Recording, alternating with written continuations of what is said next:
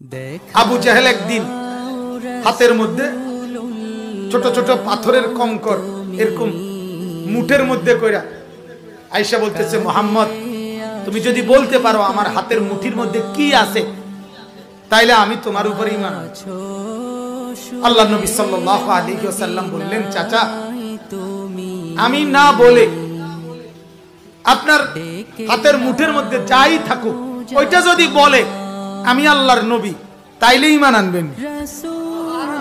আবু জাহেল তো বলল, মুহাম্মদ এটা তো আরো আশ্চর্য।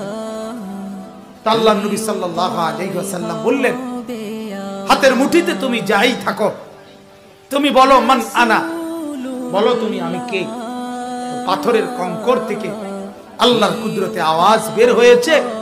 পাথরের কঙ্কর বলছে, আশহাদু আন্নাকা মুহাম্মাদুর রাসূলুল্লাহ, আমি সাক্ষ্য দিচ্ছি আপনি মুহাম্মদ, আপনি আল্লাহর রাসূল।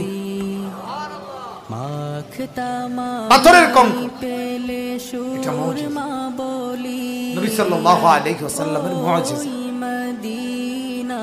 আবু জাহেল একদিন আল্লাহর নবীকে বলছে, মুহাম্মদ আকাশের ওই চাঁদ সেটাকে যদি তুমি দুই টুকরা করে দিতে পারো তাইলে আমি তোমার উপরে ঈমান আনব। আল্লাহর নবী সাল্লাল্লাহু আলাইহি ওয়াসাল্লাম হাতের ইশারা করলেন তো চাঁদ সাথে সাথে দুই ভাগ হয়ে গেল।